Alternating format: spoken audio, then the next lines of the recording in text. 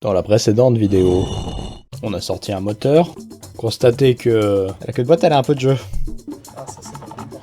Vu que mes chemises étaient mortes, Tu vois, je pense que c'est de là qu'il prenait de l'eau. que c'était de là qui prenait de l'eau, et que mes culasses... Ne sont plus dans les côtes.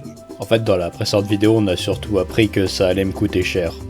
Avant d'aller plus loin, je remercie une fois de plus Fabien de Renault Car, sans qui ce projet n'aurait pas été possible. Fabien, implémenté proche de Limoges, est spécialisé dans les Cléon et PRV V6. Si jamais vous êtes intéressé par ce genre de projet, vous pouvez me contacter et je vous passerai son contact. Allez, bon visionnage. Bon, la première chose pour un moteur réussi, c'est de le nettoyer. Notre très cher Anthony avait des produits miracles qui ont plutôt bien marché, je vous laisserai juger des résultats.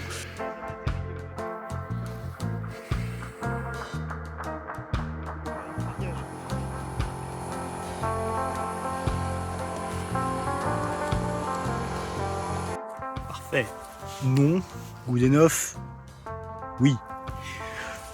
Bon là, l'aluminium est juste tellement teinté et les géométries sont tellement casse-couilles, j'ai pas envie de le faire polir. De toute façon, il y a l'admission qui va par-dessus, donc je m'en fous. Et de ce côté-là, l'aluminium est bien entaché, donc malheureusement, par passer des heures à frotter avec, j'irai pas beaucoup plus loin.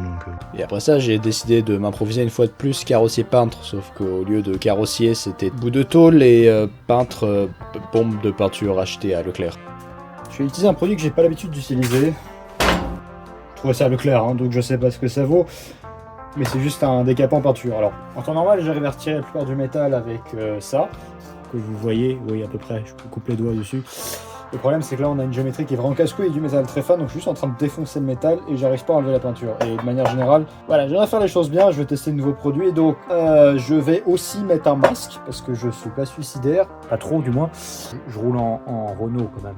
Oui, je devrais tester sur des petites zones et voir comment ça réagit. Puis...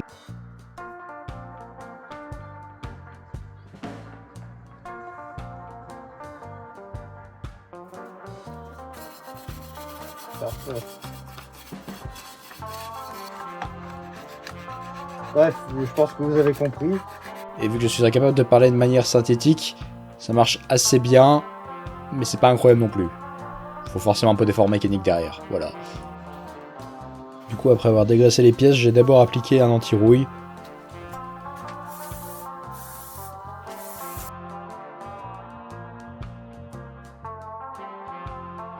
Suivi d'une peinture.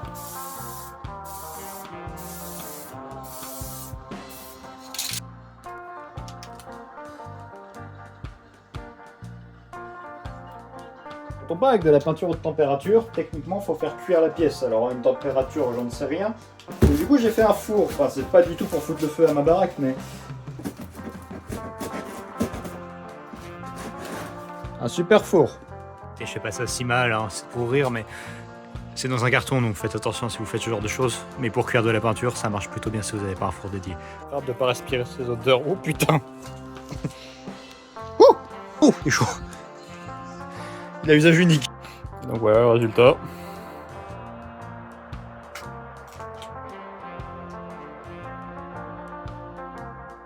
Et tant que le moteur était sorti du coup... Et merde! Sorti du compartiment moteur, je me suis dit que ça serait un bon moment pour lui offrir une nouvelle peinture. J'utilise une peinture époxy à froid vendue par Restom. Je suis assez content de ses résultats, vous verrez.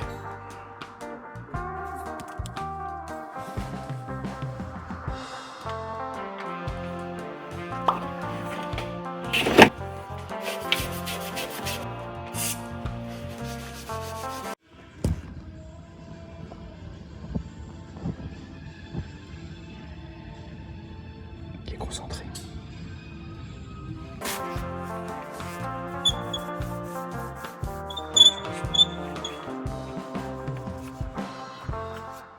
C'est peint, alors je sais ça paraît très brillant actuellement. La peinture va se matifier. Normalement on doit avoir un aspect mat. Et j'en ai aussi profité pour traiter et repeindre certaines parties du berceau qui étaient très sains pour une GTA.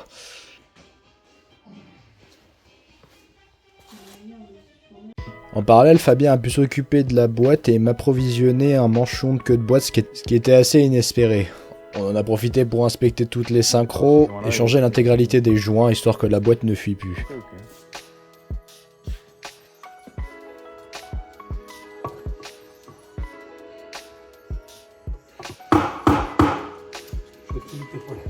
coup expliquer un peu ce que tu as fait sur la boîte en attendant et les problèmes qu'on avait. Et il y avait que l'arbre primaire, bien souvent, avec la queue de boîte, il y a un jeu pas possible, ça fait du fretting corrosion.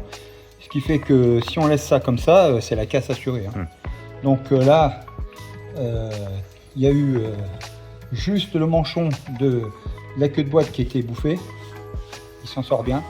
Parce que si ça avait été l'arbre primaire, c'était plus le même boulot. Hein. Il reste toujours un peu de jeu axial, mais ça c'est c'est normal. Ce Mais qui c'est compte, dans c'est ce le jeu sens-là. radial. C'est tout. Fabien a bien dégapé le point. Par un sort de marche arrière qui était cassé. Et après tout ça, il était enfin temps qu'on s'occupe du moteur. Puisque j'avais reçu toutes les pièces, enfin, en partie. Vous savez, le sujet de cette vidéo. Fabien, est-ce que tu peux nous expliquer ce qu'on fait là? Écoute, je suis en train de remonter les cales latérales. Ouais.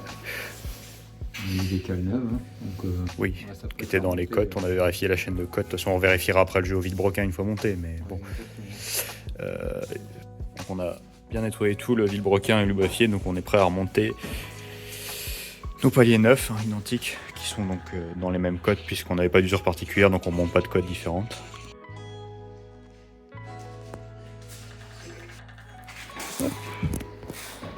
Puis on va remettre les chapeaux.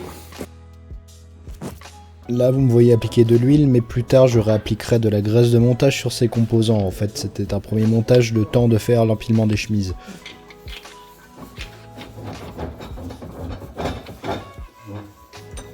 Bon, je fais pause ici, je vais tenter d'expliquer ce que c'est que l'empilement de chemises. Pour ceux qui n'auraient pas regardé mes précédentes vidéos, c'est un peu l'essentiel de ce moteur. Le PRV est un bloc en aluminium qui est équipé de chemises en acier. Entre ces chemises et le bloc, il existe des joints d'embase qui sont d'origine en papier et c'était là la cause de mon problème. Ces joints en papier se disloquent dans le liquide de refroidissement et le laissent passer dans l'huile. Pour éviter ce problème, j'ai décidé de remonter des joints dits vernis, qui sont des joints en plastique. Et ces joints disposent de différentes cotes afin de réaliser un empilement en escalier. Le but c'est donc d'avoir cette forme en escalier de dépassement des chemises en respectant les cotes suivantes. On doit avoir une différence totale des chemises comprises entre 0,13 et 0,20 mm, entre le haut de la chemise et le haut du bloc, en se rapprochant au maximum de 0,20 pour la chemise le dépassant le plus, et on doit disposer d'un écart de dépassement maximum de 4 centièmes entre chaque chemise. On dispose donc de 6 épaisseurs de joints différentes, chacune avec un écart de 4 centièmes, et avec ça on doit réaliser notre dépassement. Le problème c'est qu'il y a énormément de facteurs qui rentrent en jeu. L'un des principaux c'est que le bloc a 40 ans, c'est de l'aluminium, il a travaillé. La face supérieure n'est pas forcément parfaite, on a des centièmes qui se baladent. Les embasses que Fabien a rodées ne sont également pas parfaites. Et il existe plusieurs méthodes pour réaliser ces dépassements, et l'une d'entre elles qui, si vous connaissez ce moteur, est discutée, c'est l'utilisation de pâte à joint. Normalement, Renault n'en préconise pas.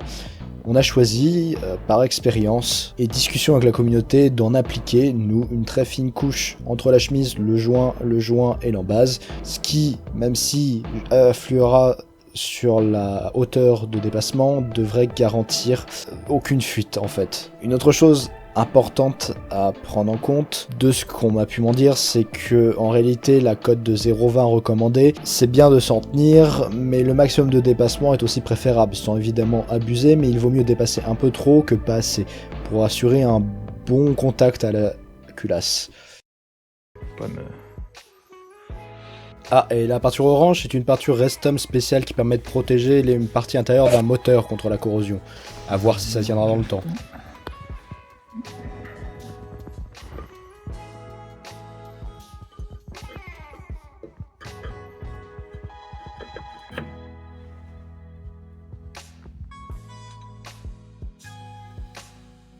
Et ta lampe derrière qu'on voit le joli carte. On voit quelque chose, tu vois? Ouais, on voit bien le déplacement. Je sais pas si et pour ceux qui pourraient se dire que ça se fait avec un comparateur, nous l'avons également fait avec un comparateur. Là c'est juste pour une première approche. 0,14. Mais je suis sûr que si je mets 0,16, ça doit passer. Ça va passer. Parce que vu que ça a dépassé un peu. Ouais. Et là de ce côté là non.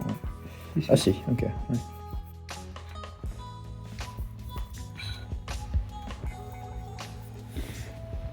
0,18 là. Ouais. Donc si je lui mets 20, Voilà, trop large. Ok.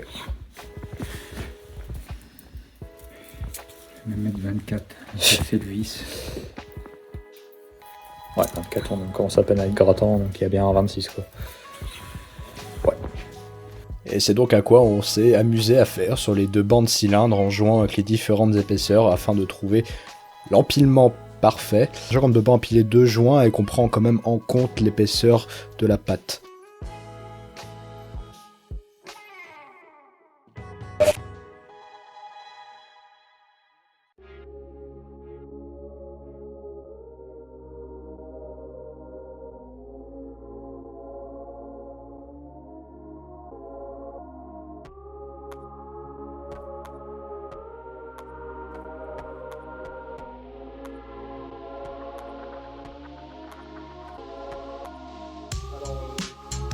Là, on a mis le manuel au contrôle technique, le mec C'est les vieux paliers qui sont dedans, on les a pas encore changés. Oui, Non, bah, Ça coupe. oui, ça mord. coupe. Ouais, bah. Il y a... Et puis là, il était temps de mettre les chemises à demeure avec leur col.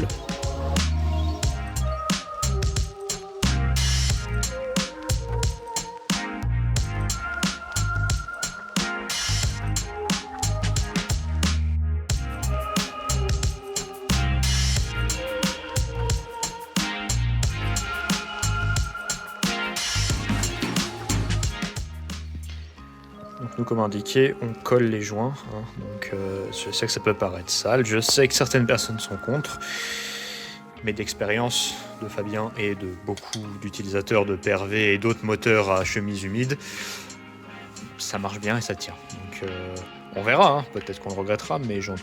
Donc, bon.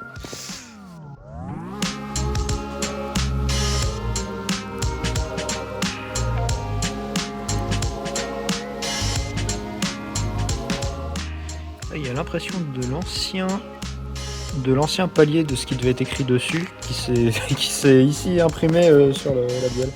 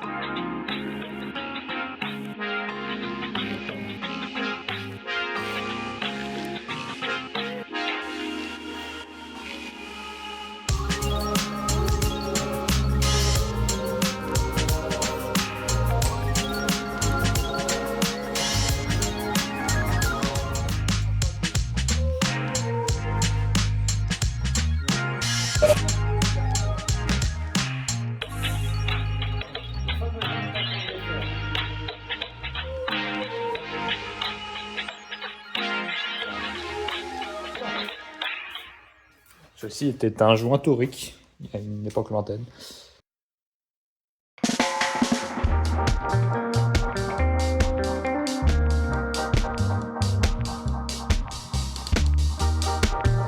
Avant de coller le demi-carter, on sert déjà les chapeaux de bielle au couple.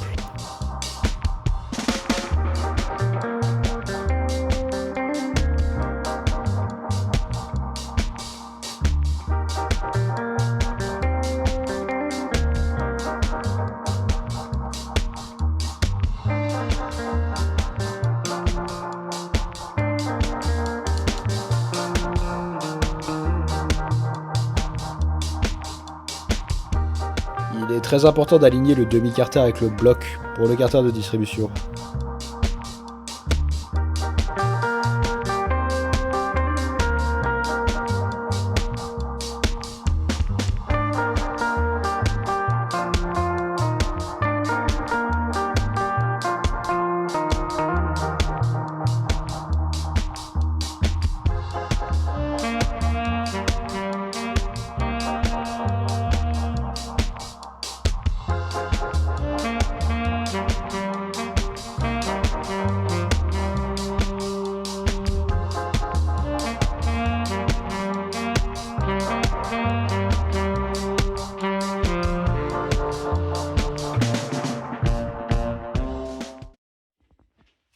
un autre signe que ce moteur a tourné riche pendant très longtemps.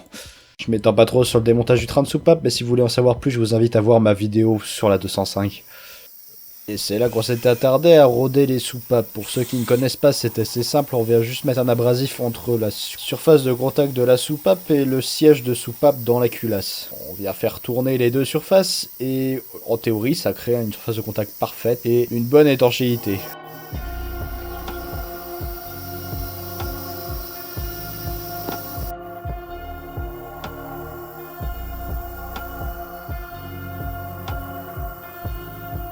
On a évidemment aussi remplacé les joints de queue de soupape.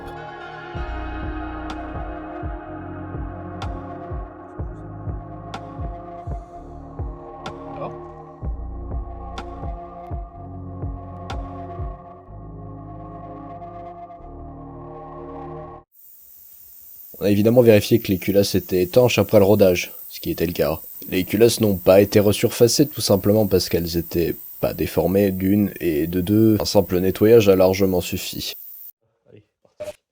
Il était donc temps de remonter les joints de culasse en cote réparation ainsi que les culasses. Parce que oui, pour rappel, ce véhicule avait eu des joints de culasse dans le passé et les culasses avaient été trop rabotées n'étant plus dans les cotes. Moi j'ai souhaité remettre tout d'origine, donc j'ai trouvé ces joints de culasse en épaisseur réparation, qui sont aujourd'hui vendus par mes pièces auto. À voir comment ça tient.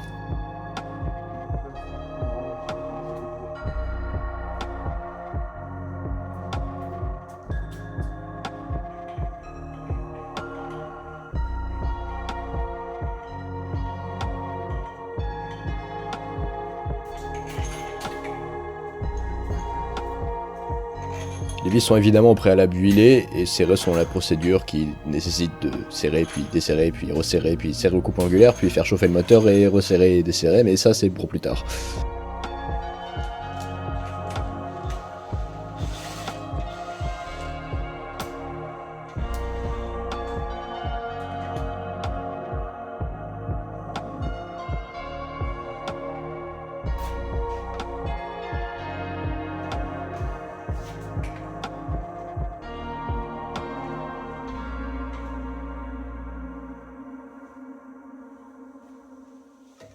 Bon, évidemment, j'ai oublié de filmer le resserrage, mais bon, on suit de toute façon la procédure du manuel. Hein. Mais donc les deux culasses sont serrées, avec les joints de culasse donc en cote réparation pour compenser le manque à gagner sur la culasse, à voir ce que ça donnera en pratique, mais bon, puis qu'à espérer que ce soit étanche.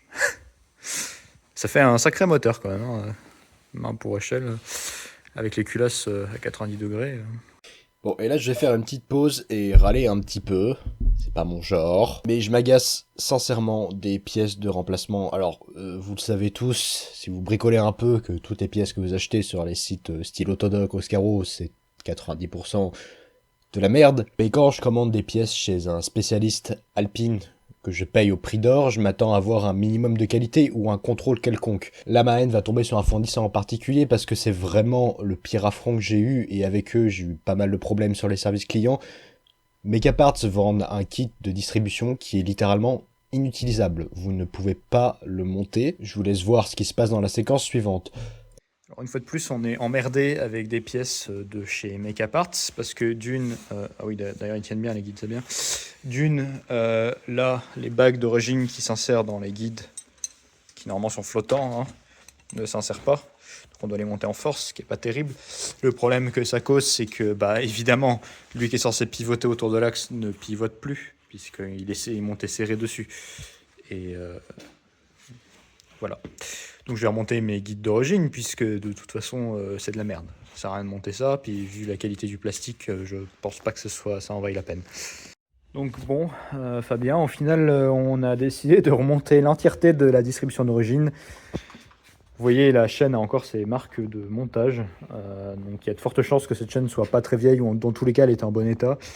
Les grands guides ici n'étaient absolument pas marqués, ceux-là avec des légères traces d'usure, mais rien d'inquiétant en fait. Donc moi, voilà, le kit de chaîne de Megaparts. Plus de jeux que les tiennes. Ouais, là je vais vous faire un petit exemple. Hein. Ça, ce jeu, on l'a pas sur les autres chaînes. Elles sont plus épaisses, j'en conviens, mais bon. J'ai pas confiance en ce kit. De toute façon, il est pas compatible avec le véhicule. Les guides de chaîne ne tombent pas en face. Rien ne se monte, donc j'aurai 2 mois à toucher à mes caparts. Mais bon, voilà. Maintenant, on va s'apprêter à remonter la chaîne de pompe à huile. Et ça sera ça pour la distribution. Et ça sera le plus gros du moteur en réalité. Après ça, on va pouvoir remettre le carter de distrib. Et on aura bien avancé. Pour finir sur une note positive, on va quand même refermer le moteur définitivement. Enfin, à défaut d'avoir mes caches culbuteurs, parce que ça aussi, ça fait 2 ou 3 mois maintenant que je les ai déposés dans une entreprise qui devait me les refaire et qui n'ont toujours pas fait. Oui, clairement, je vois rien du tout.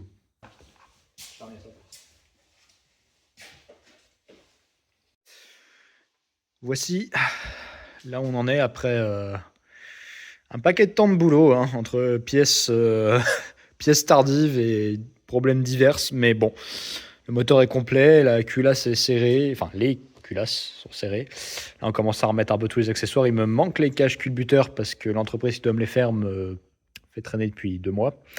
Bon, mais voilà, on touche globalement au but.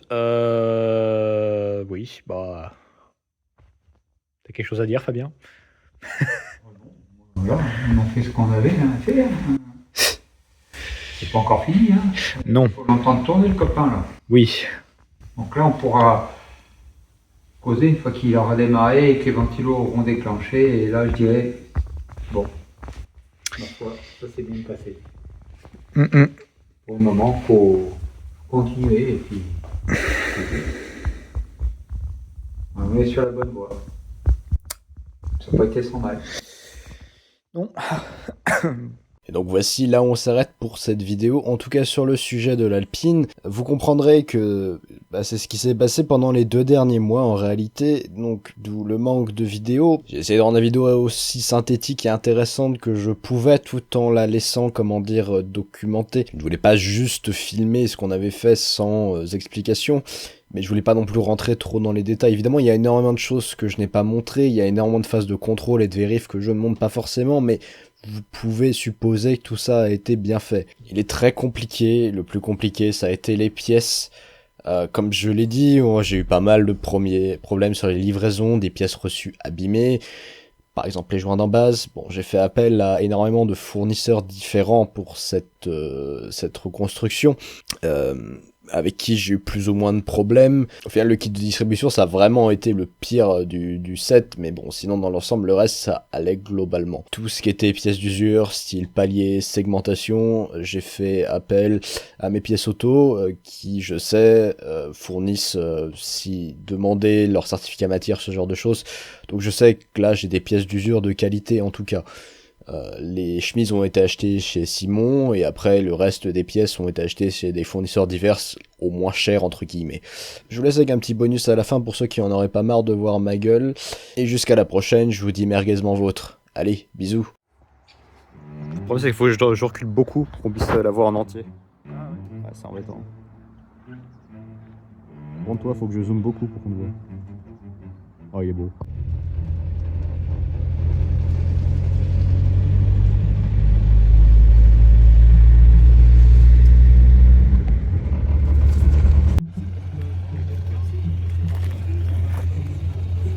Super. Est-ce que tu veux voir ta gueule sur la vidéo? Bah, t'auras ta gueule en gros plan aussi. Mais faut arrêter. Tu vois, étonnamment, les 205, les cotes ont énormément envolé, mais les 309, ça vaut toujours revoler. Oh putain, il y a une QV6. Le 31 décembre, j'envoie un message au mec.